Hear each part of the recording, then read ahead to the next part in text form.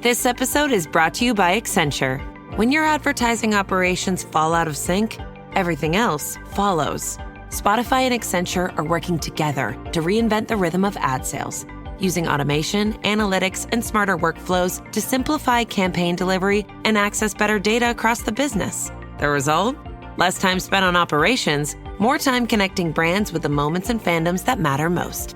Learn more at accenture.com/Spotify. When you need to build up your team to handle the growing chaos at work, use Indeed Sponsored Jobs. It gives your job post the boost it needs to be seen and helps reach people with the right skills, certifications, and more. Spend less time searching and more time actually interviewing candidates who check all your boxes. Listeners of this show will get a $75 sponsored job credit at Indeed.com/podcast. That's Indeed.com/podcast. Terms and conditions apply. Need a hiring hero? This is a job for Indeed Sponsored Jobs. 12 hijos, un padre moribundo y una bendición que cambió el destino del mundo. Jacob estaba muriendo. Los ojos ya no veían bien, la voz salía débil, los huesos cargaban el peso de 147 años de vida. Pero las palabras que pronunció ese día, recostado en una cama en tierra extraña, en Egipto, lejos de todo lo que amó, esas palabras todavía resuenan. Llamó a Judá, el cuarto hijo, no el primogénito, no el favorito, el cuarto, y dijo: no se apartará el cetro de Judá. En ese momento, nadie entendió el tamaño de lo que se estaba diciendo. Milenios después, en un pueblo polvoriento de la Galilea despreciada, nace un niño, hijo de carpintero, criado en una región que los propios judíos miraban con desdén. ¿De Nazaret puede salir algo bueno? Un hombre sin ejército, sin palacio, sin oro, pero con la sangre correcta, la sangre de Judá. Roma controlaba cada rincón de ese mundo. Los soldados patrullaban las calles de Jerusalén con la arrogancia de quien sabe que puede aplastar cualquier rebelión. El templo, que debía ser la casa de Dios, se había convertido en un mercado de poder e influencia. Los sacerdotes hacían tratos con el enemigo. El pueblo cargaba impuestos, humillación y una esperanza desgastada de tanto esperar.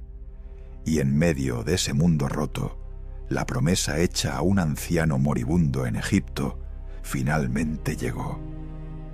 No llegó con ejércitos, no llegó con truenos, llegó con olor a aserrín y manos encallecidas. Esto no es coincidencia, es arquitectura.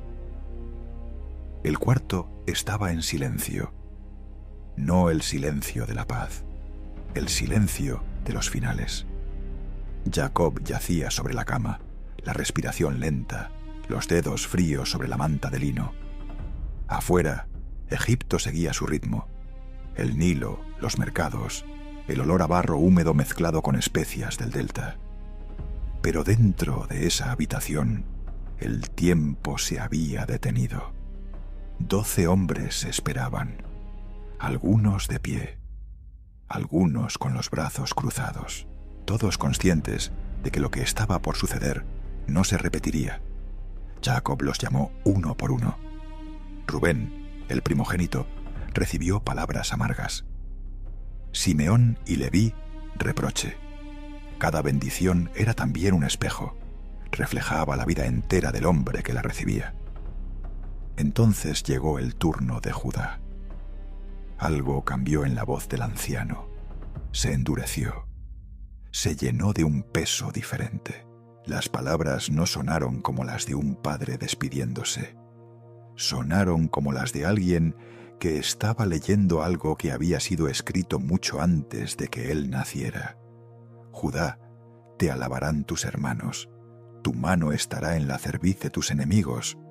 Los hijos de tu padre se inclinarán a ti. Los hermanos se miraron. Judá bajó la cabeza. No se apartará el cetro de Judá, ni el legislador de entre sus pies, hasta que venga Silo, y a él se congregarán los pueblos. Génesis 49:10. Una frase, menos de 30 palabras.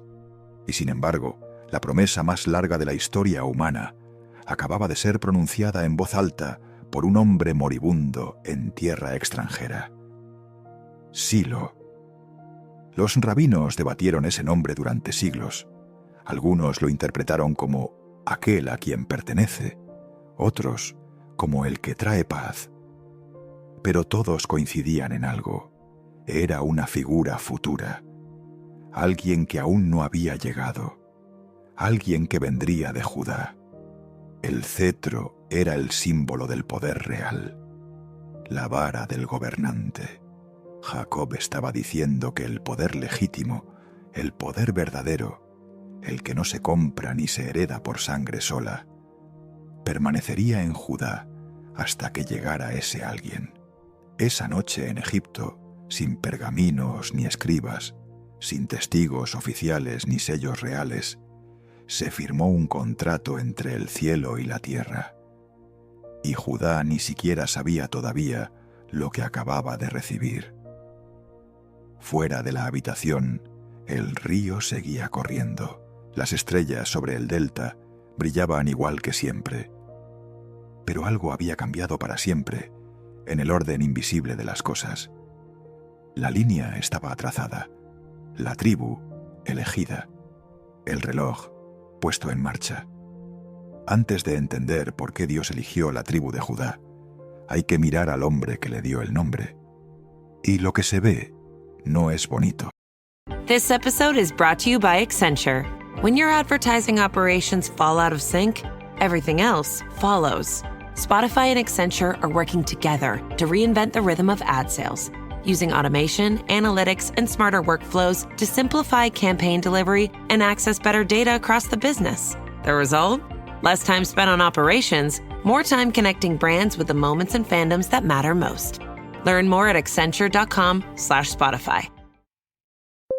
When you need to build up your team to handle the growing chaos at work, use Indeed Sponsored Jobs. It gives your job post the boost it needs to be seen and helps reach people with the right skills, certifications, and more. Spend less time searching and more time actually interviewing candidates who check all your boxes. Listeners of this show will get a $75 sponsored job credit at Indeed.com/podcast. That's Indeed.com/podcast. Terms and conditions apply.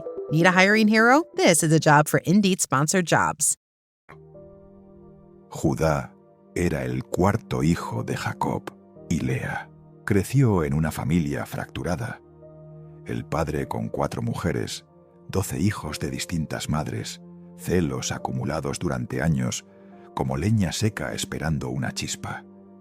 Fue en ese ambiente donde Judá tomó una de las decisiones más oscuras del libro de Génesis. Su hermano José tenía 17 años.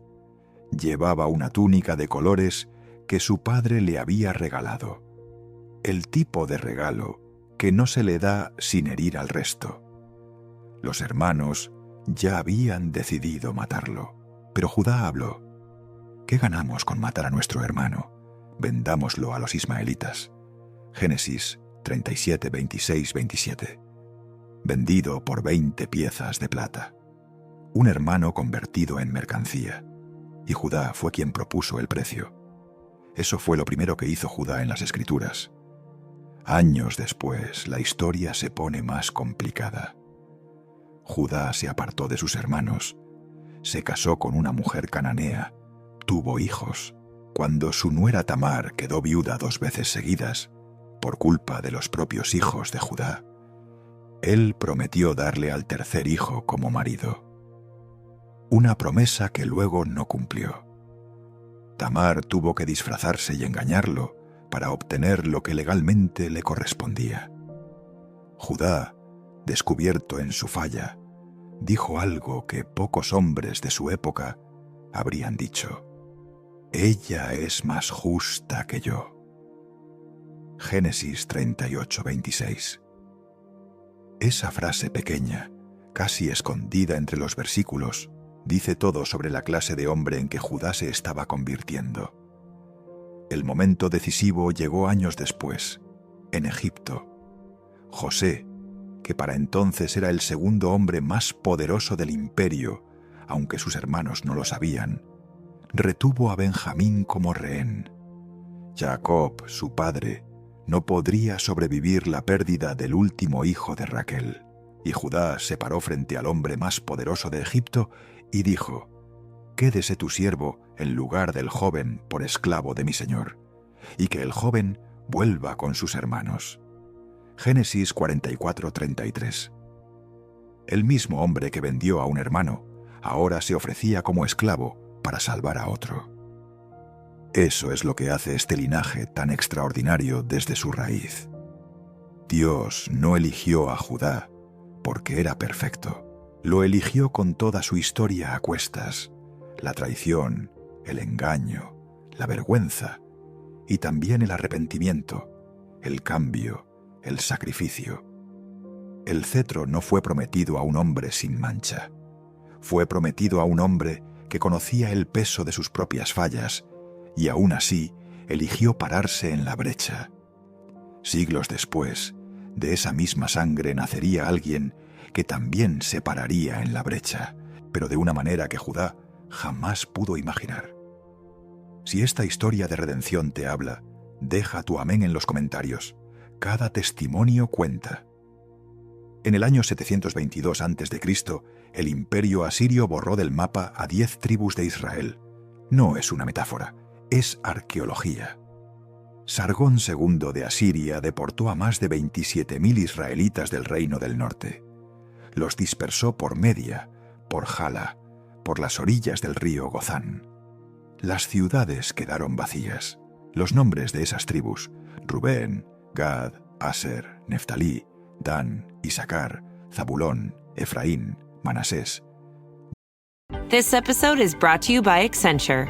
When your advertising operations fall out of sync, everything else follows.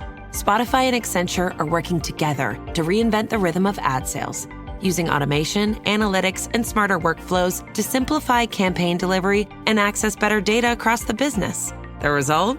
Less time spent on operations, more time connecting brands with the moments and fandoms that matter most. Learn more at Accenture.com/Spotify.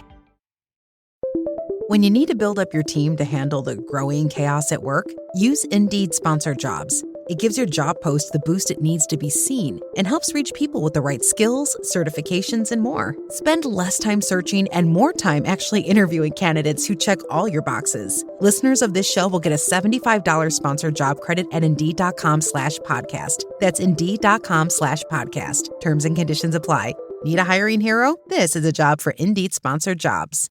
Desaparecieron como lenguas de fuego apagadas por el viento. La historia los llama las 10 tribus perdidas, porque nadie volvió a saber de ellas con certeza. 10 tribus extintas.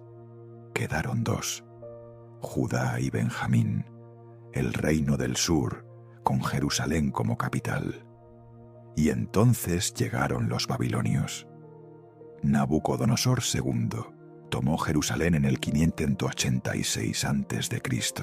El templo de Salomón, esa estructura de piedra y cedro que había tardado 7 años en construirse, que albergaba el arca, que era el centro espiritual de toda una civilización, fue quemado hasta los cimientos. Las llamas se veían desde kilómetros de distancia. El olor a madera quemada y piedra caliente duró días. El pueblo fue llevado en cadenas a Babilonia. Aquí está el punto que pocos consideran. En ese momento, cualquier observador racional habría declarado muerta la promesa hecha a Jacob. Sin tierra, sin templo, sin rey, sin cetro. ¿Qué cetro puede existir en manos de esclavos? Pero Judá no desapareció. A diferencia de las 10 tribus del norte, Judá mantuvo algo en el exilio que ningún ejército pudo confiscar: su identidad. Los escribas siguieron copiando la Torá en Babilonia. Los sacerdotes siguieron enseñando. Los profetas, Ezequiel entre las ruinas, Daniel en los pasillos del poder babilónico, siguieron hablando de un regreso. 70 años después, Ciro el Grande de Persia conquistó Babilonia. Y en un giro que los propios persas no podían explicar del todo, Ciro firmó un decreto permitiendo a los judíos regresar a su tierra y reconstruir el templo. Esdras 1:1-4. El pueblo volvió, construyó, persistió. Aquí está el punto de vista que la historia secular no suele subrayar. La supervivencia de Judá como entidad identificable, con genealogías intactas, con conciencia tribal clara, con la capacidad de trazar linajes después de siglos de exilio, es un fenómeno sin paralelo en la historia antigua. Otros pueblos deportados simplemente se disolvieron en la cultura del conquistador. Judá no. Esa preservación no fue accidental. Tenía un propósito genealógico específico. Cuando llegara el momento, alguien tendría que poder demostrar que pertenecía a la tribu correcta, a la familia correcta, al linaje de David. Sin la supervivencia de Judá, la promesa de Génesis 49 habría quedado sin destinatario. El cetro necesitaba una mano que lo recibiera, y Judá, contra todo pronóstico histórico, mantuvo esa mano abierta durante 700 años de exilio, reconstrucción y ocupación romana. Samuel tenía la vasija de aceite en la mano y la lista de candidatos en la cabeza. Jesse de Belén había traído a sus hijos, 7 hombres, altos, fuertes, con la presencia física que uno esperaría en un rey. El primero, Eliab, era tan imponente que Samuel casi pronunció las palabras de unción en ese momento. Pero Dios dijo que no. No mire su apariencia ni su estatura, porque Jehová no mira lo que mira el hombre. El hombre mira lo que está delante de sus ojos, pero Jehová mira el corazón. Primera Samuel 16:7. Uno por uno, los 7 pasaron. Uno por uno, la respuesta fue no. Samuel, confundido, preguntó si había alguno más. Jesse respondió casi con vergüenza. Quedaba el menor, el que estaba cuidando las ovejas. Ni siquiera lo habían llamado a la reunión. No era un candidato serio. Lo mandaron buscar. David llegó con olor a campo, con polvo en las sandalias y el color del sol en la piel. Y sobre ese muchacho, ignorado por su propio padre en el momento de la elección, Samuel derramó el aceite. This episode is brought to you by Accenture. When your advertising operations fall out of sync, everything else follows. Spotify and Accenture are working together to reinvent the rhythm of ad sales, using automation, analytics, and smarter workflows to simplify campaign delivery and access better data across the business. The result? Less time spent on operations, more time connecting brands with the moments and fandoms that matter most. Learn more at Accenture.com/Spotify.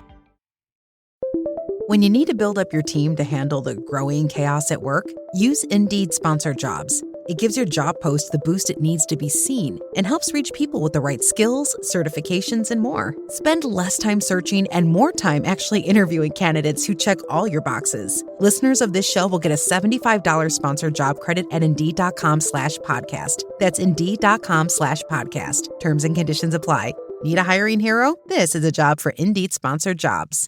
Eso fue en Belén, ciudad de la tribu de Judá. El pacto que vino después fue diferente a todo lo anterior. Dios había hecho pactos con Noé, con Abraham, con Moisés, pero el pacto con David en 2 Samuel 7 tenía una especificidad que hacía temblar. Tu casa y tu reino serán eternos delante de mí. Tu trono será establecido para siempre. Eterno, no por 100 años, no por una dinastía larga. Eterno. Los reyes humanos no tienen tronos eternos. Los imperios caen. Las dinastías se agotan. El propio David murió. Salomón murió. El reino se dividió.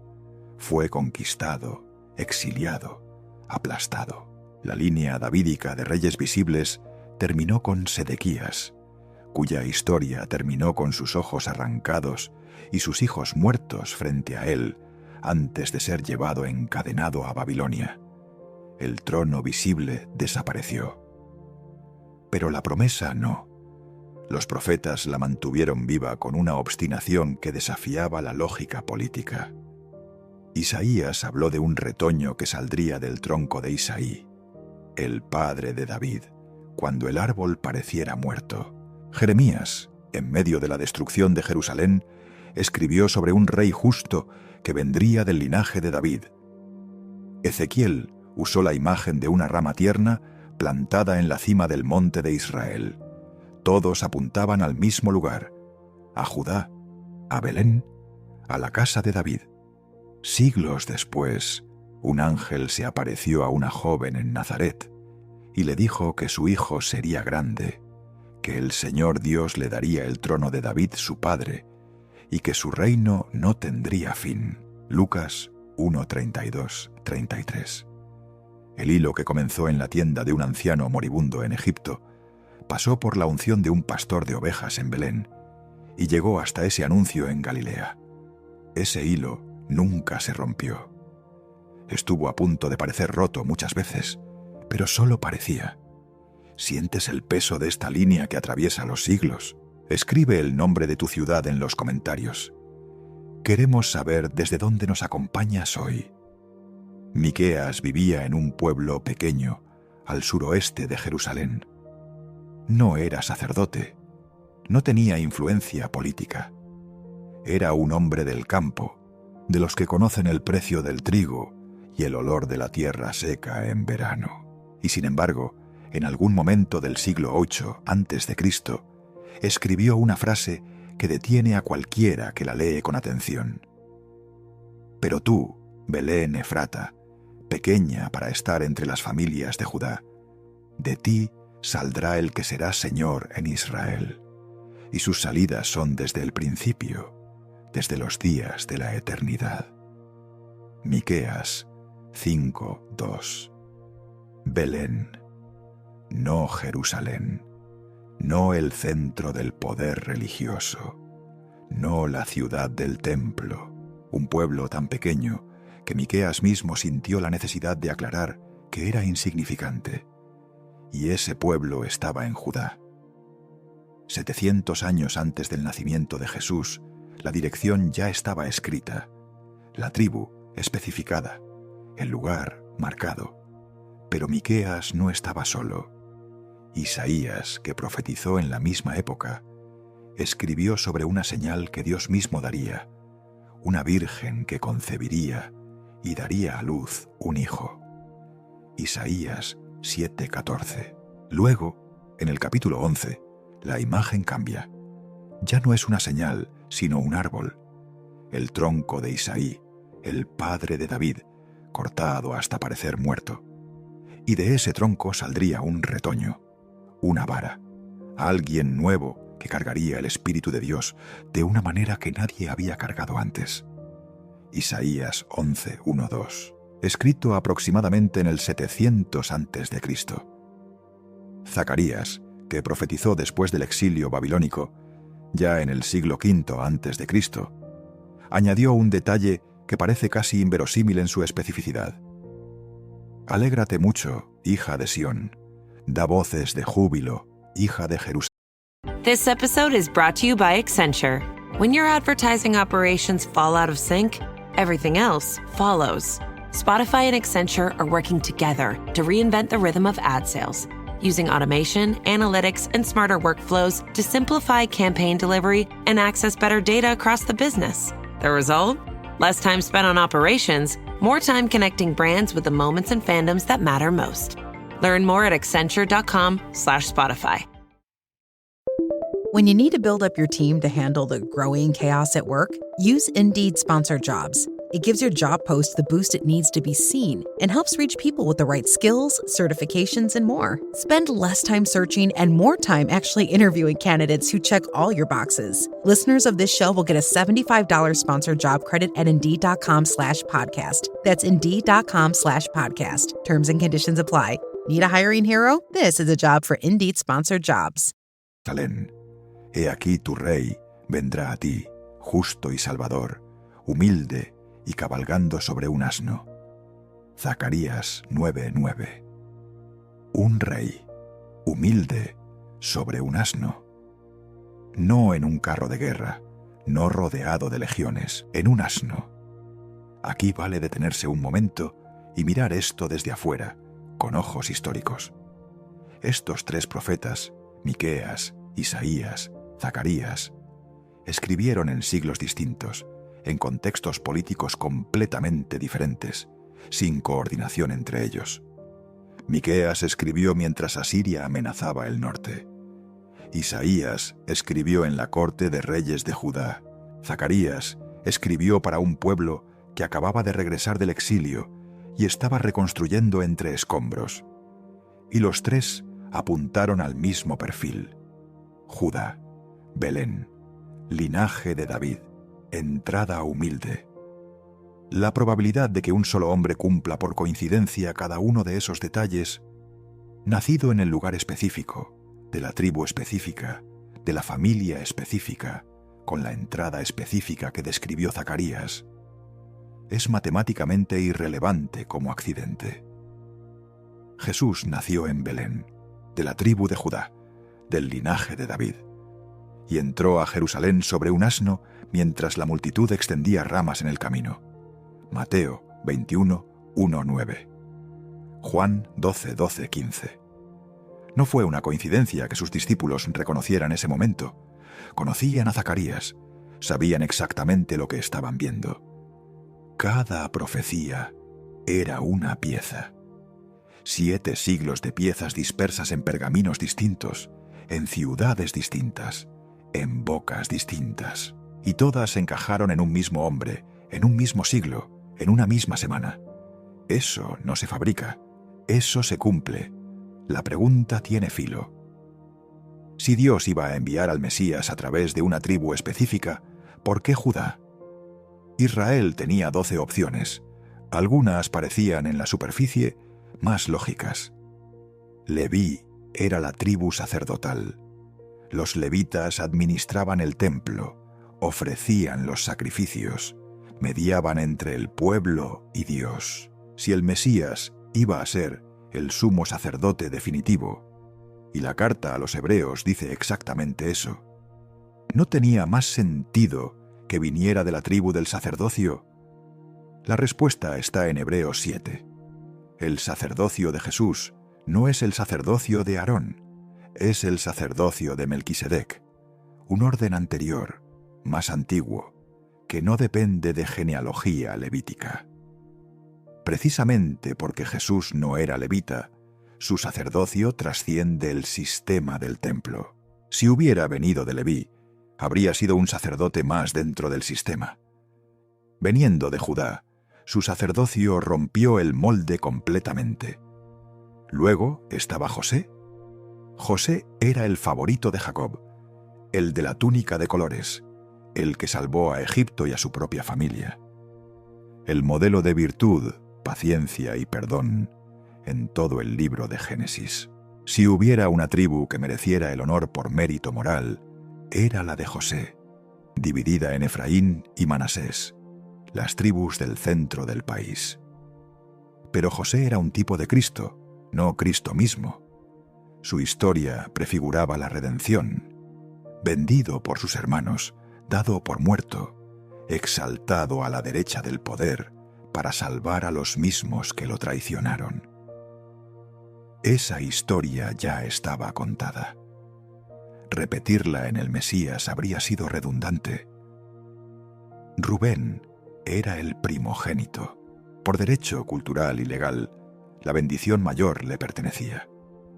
Pero Génesis 49 registra que Jacob le quitó ese derecho por su propia conducta.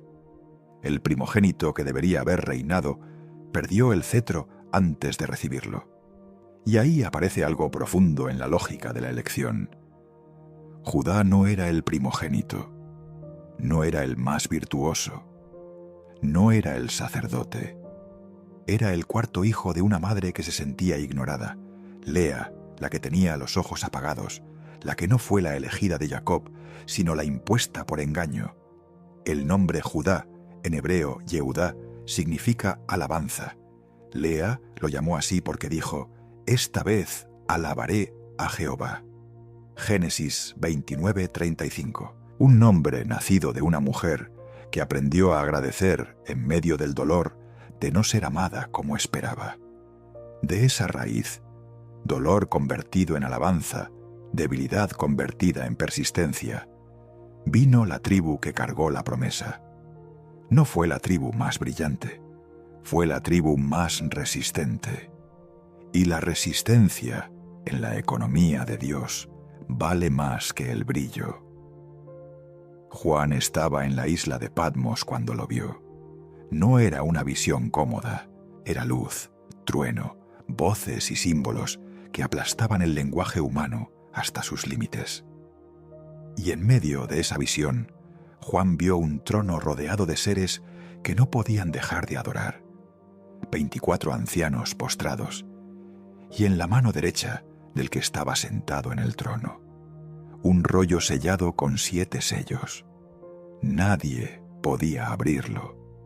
Nadie en el cielo, ni en la tierra, ni debajo de la tierra. Juan comenzó a llorar.